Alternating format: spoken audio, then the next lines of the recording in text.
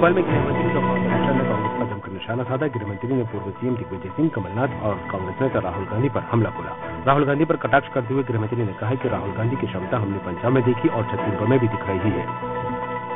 अभी भूपेश बघेल ने भी बोला था, दिग्विजय सिंह जी बोल ही रहे, टाइम्स नाउ के दफ्तर पर प्रदर्शन ही हो गया। ये सब कांग्रेस की मानसिकता को उजागर करते हैं। जैसा कपिल सिब्बल जी ने कहा कि जी हजूरी करें, ऐसे ही वो चाहते हैं मीडिया वो जो कहे सो छापे, वो कहे सो चलाए। ये इनकी मानसिकता प्रारंभ से मीडिया को कुचलने की रही है और मैं मानता हूं कि ये मानसिकता ठीक नहीं है। मध्य प्रदेश की गृहमंत्री डॉक्टर तमिलनाडु ने कांग्रेस को डूबता हुआ जहाज बताया। गृहमंत्री ने कहा कि कांग्रेस में कुछ नहीं बचा, वो सिर्फ शुगुफेबाजी कर रही है। इसके अलावा गृहमंत्री ने और भी मुद्दों को लेकर कांग्रेस पर जमकर हमला बोला।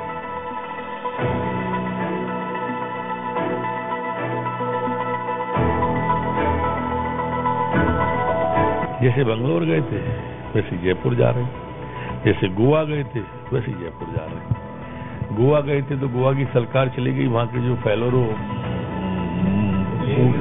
फेलेरियो जी पूर्व मुख्यमंत्री हैं, उनने बताया कि दिग्विजय सिंह के कारण कैसे सरकार चली गई। मध्य प्रदेश के विधायकों को लेने बेंगलोर गए थे, तब मैंने कहा था कि आगे क्या होगा ये खुदा जाने, और माचिस को भेजा है आग बुझाने।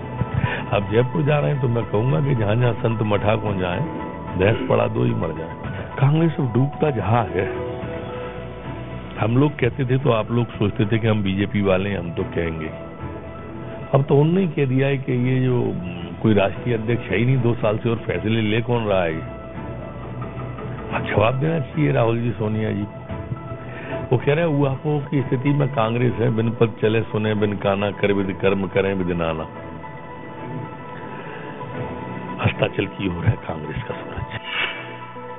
मध्य प्रदेश में ओबीसी का मुद्दा गरमाया हुआ है। इस मामले को लेकर नगरीय प्रशासन मंत्री भूपेंद्र सिंह ने कहा कि सरकार ने इस मामले में अपना पक्ष पूरी मजबूती के साथ रखा है और पहले ही ये साफ कर दिया है कि ओबीसी को 27% आरक्षण मिलना ही चाहिए। इसके अलावा मंत्री ने कांग्रेस की मौजूदा स्थिति और चुनाव पर भी अपनी राय रखी। देखिए, ये जो पूरा मामला है ये कांग्रेस के कारण ही बिगड़ा हुआ है। जब भारतीय जनता पार्टी की सरकार बनी और हमने सॉलिसिटर जनरल को हाईकोर्ट जबलपुर में वर्चुअली जोड़ा, हमारे एडवोकेट जनरल खुद उपस्थित हुए और 1.25 साल तक इनकी सरकार थी। 1.25 साल तक की सरकार में इनकी तरफ से कोई एडवोकेट खड़ा नहीं हुआ, किसी लायर को ये लेके नहीं आए। 1.25 साल तक इनकी तरफ से कोर्ट में कोई गया नहीं। तो जब हमारी सरकार आई तो हम लोगों ने सारी कार्रवाई शुरू की। इनको लगा कि सरकार अब सारी चीजें कर रही है, इसलिए श्रेय लेने के लिए आखिरी में इन्होंने कोई 1-2 एडवोकेट खड़े किए हैं, परंतु महत्वपूर्ण सरकार का पक्ष होता है और सरकार इस पक्ष को मजबूती के साथ रख रही है। कांग्रेस ने सिर्फ इसको लोकसभा चुनाव में वोट मिल जाए इस तक के लिए उनका आरक्षण की बात थी। उसके बाद उन्होंने पलट के 1.25 साल तक नहीं देखा। हम लोगों ने जो 3 कैटेगरी थी उनको छोड़ के बाकी सब में सत्ता, तो कांग्रेस किस मुंह से इस बात को कहेगी कि ओबीसी आरक्षण उनके कारण मिला है। जो हम लोगों ने आज किया है, सतना में राज्य मंत्री रामखिलावन पटेल ने सेवा और समर्पण अभियान के तहत शासकीय महाविद्यालय पर पौधरोपण किया। इस मौके पर उन्होंने कहा कि वृक्षों का होना हमारे जीवन के लिए बहुत महत्वपूर्ण है। कोरोना काल में ऑक्सीजन की कमी ने हमें वृक्षों का महत्व समझा दिया है।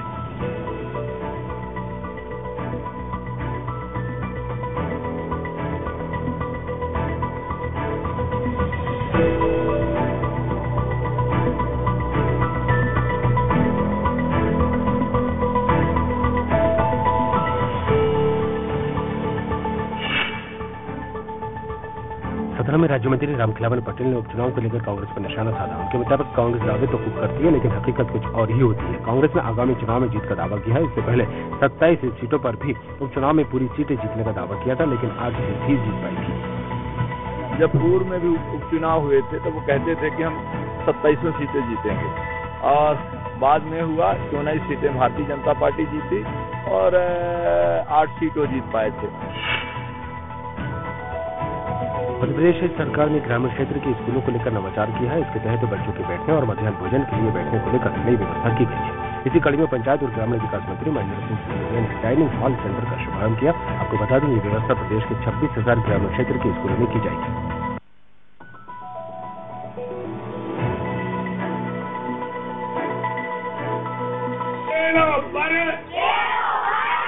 चले नारी सुखी रहेंगे सब नर नारी, बीमारी एक हकीम बीमारी। सुवासरा के देवनारायण मंदिर में आयोजित भागवत कथा के समापन पर नवकरणीय ऊर्जा मंत्री हरदीप सिंह डंग शामिल हुए। इस मौके पर उन्होंने कथा प्रवक्ता मिथिलेश नागर का अभिवादन कर आशीर्वाद लिया। यहां मंत्री के साथ मंडल अध्यक्ष बलवंत सिंह पवार समेत कई पदाधिकारी भी उपस्थित रहे।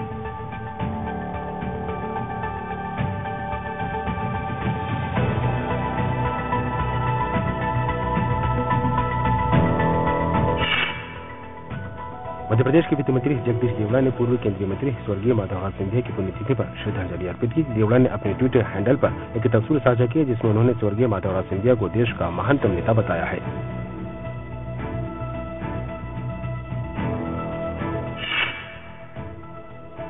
प्रदेश के श्रम और खनिज मंत्री बृजेंद्र प्रताप सिंह ने भी पूर्व केंद्रीय मंत्री स्वर्गीय माधवराव सिंधिया को श्रद्धांजलि दी। उन्होंने ट्वीट पर तस्वीर पोस्ट करते हुए कहा कि माधवराव सिंधिया मूल्यों और आदर्शों पर राजनीति करने वाले नेता रहे हैं।